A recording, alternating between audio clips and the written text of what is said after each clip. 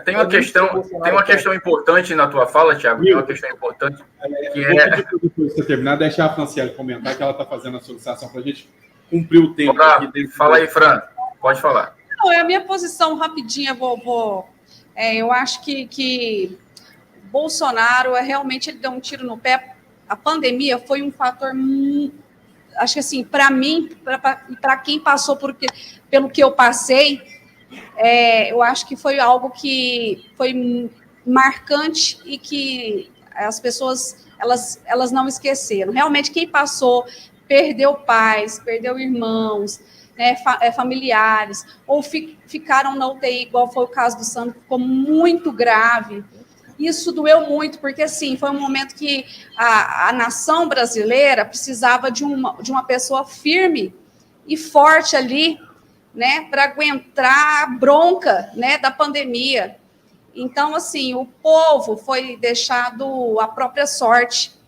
E nesse momento que o povo foi deixado à própria sorte, o Bolsonaro não teve um pingo de empatia, não teve um pingo de sentimento pelas pessoas que estavam passando por aquele momento. Foi muito triste, foi uma coisa horrorosa. É porque nós, às vezes, temos memórias curtas, né? E a gente acaba esquecendo. Mas quem passa por algo tão traumático que foi o caso da Covid-19, não esquece fácil. Não, e eu vou até pôr o fogo no parquinho para passar a palavra para o Milton. Foca em mim. Eu achei bom demais ele ter ignorado os aposentados por 4 anos, por 2 anos, 3 anos, e no finalzinho ter que vir pedir benção para o aposentado, e o aposentado ter falado para ele, eu falei que ia te dar a resposta nas urnas. Quem gostou disso, dá um salve aí, porque eu acho que a resposta, a não recontratação desse nosso funcionário veio graças à atitude dele mesmo.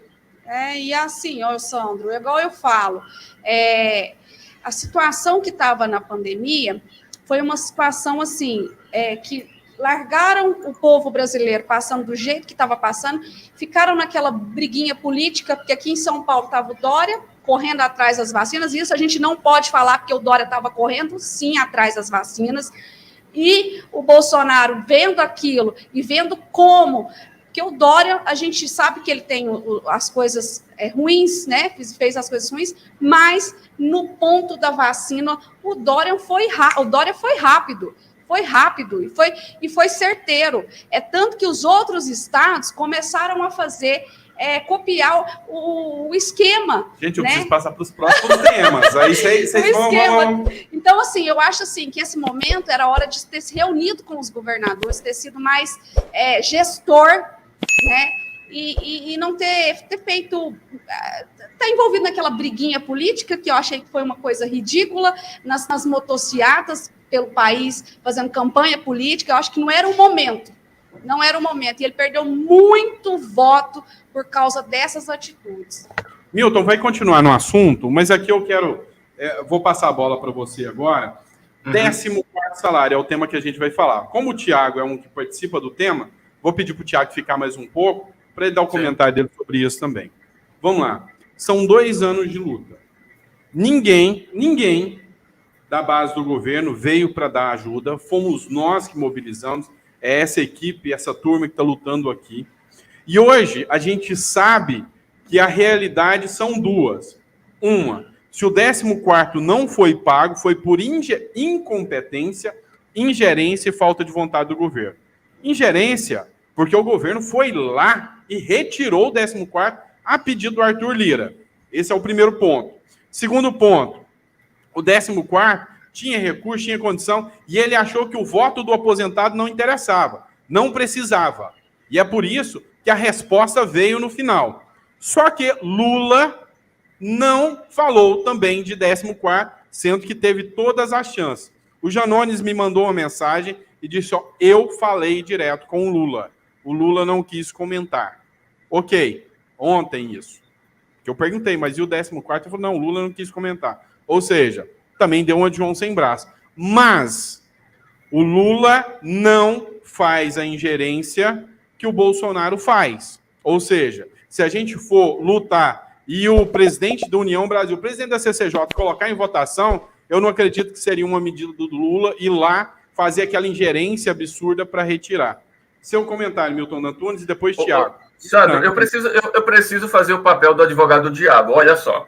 Eu lembro de uma conversa que eu, você e o Felipe tivemos com o Pablo Marçal no Rio de Janeiro, e quando falávamos para ele assim, jogamos para ele sobre o 14º salário, ele falou a priori que apoiava, mas ele foi muito coerente quando o Pablo Marçal disse, olha, a gente precisa sentar e estudar isso, ver a viabilidade, e aí a gente dá o direcionamento. Eu acredito que em nenhum momento houve uma conversa com o presidenciável até então Lula sobre detalhes do que seria e como seria colocado em prática o 14º salário. Até porque o próprio Janones, eu tenho certeza que não se ateve a esses detalhes diante da turbulência que estava sendo a campanha.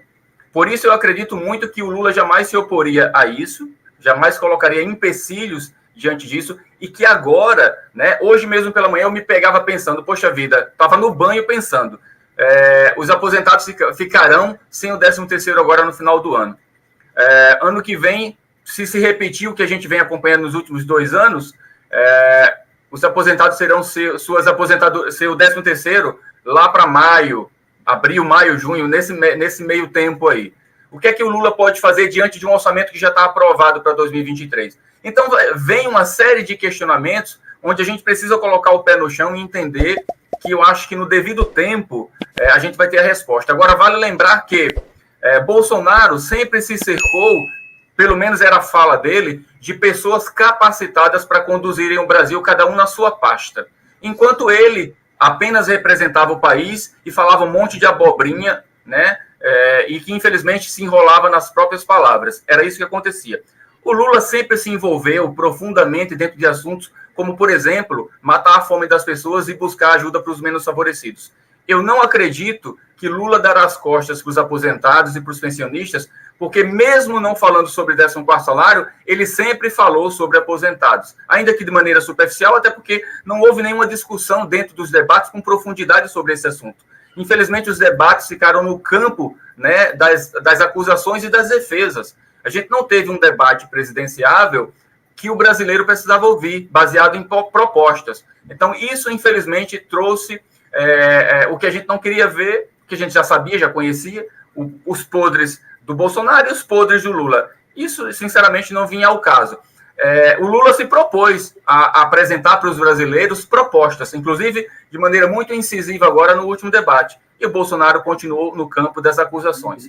Agora nós temos um presidente eleito e que se precisa agora realmente convergir forças, porque o Lula, diferente do Bolsonaro, não tem só um discurso direcionado para um Brasil melhor. Ele já provou que ele coloca em prática, ele arregaça as mangas e vai para a luta junto com quem tem que ir. Esse é um diferencial que também vai fazer muita diferença agora, a partir de 2023. Eu acredito, Thiago, dentro até do que você falou, que realmente o Lula tem um perfil totalmente diferente do Bolsonaro. E, para mim, a peça-chave, eu acho que uma coisa primordial que o Lula tem, que o Bolsonaro jamais terá, chama-se sensibilidade. Thiago, concordo. Queria que você fizesse um comentário aí, dentro de uns 3 minutos aí, o que você acha com relação a esse tema? 14º com o Lula. Eu acredito muito que o Lula é mais presidente que o Bolsonaro, mesmo porque o Bolsonaro nunca o foi. O Lula sabe como a máquina funciona. Por isso que a gente tem essa esperança e a gente não está aqui querendo derrubar o cara antes de começar. Thiago, seu som está só um pouquinho baixo. Se você puder aumentar um pouquinho para a gente. Melhorou? Melhorou. Então vamos lá.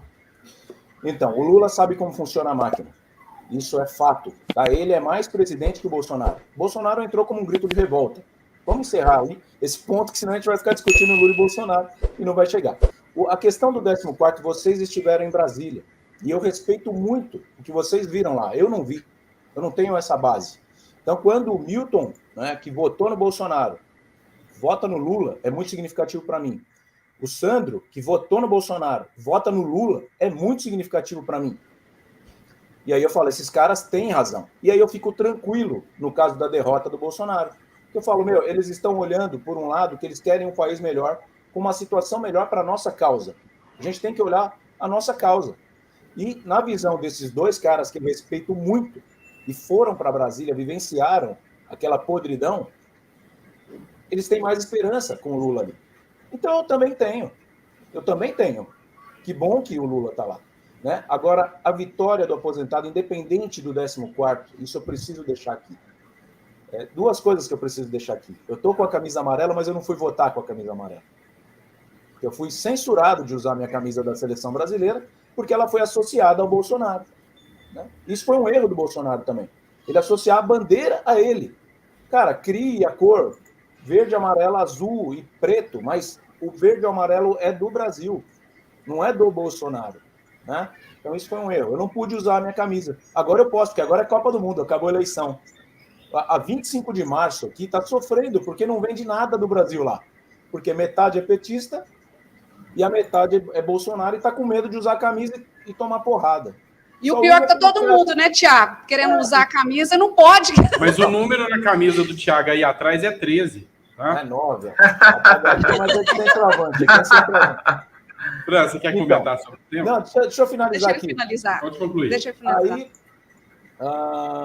essa é a questão. Essa questão do amarelo agora pode usar, viu, gente? Agora acabou o problema, tô tranquilão, é seleção brasileira.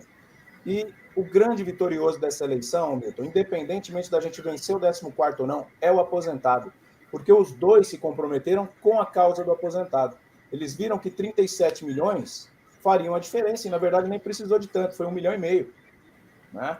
Mas os dois se comprometeram em aumentar o salário mínimo, o que para mim, empresário, 2 pesos e 2 medidas, alegra grande parte e preocupa a parte empresarial, pode gerar um desemprego, né?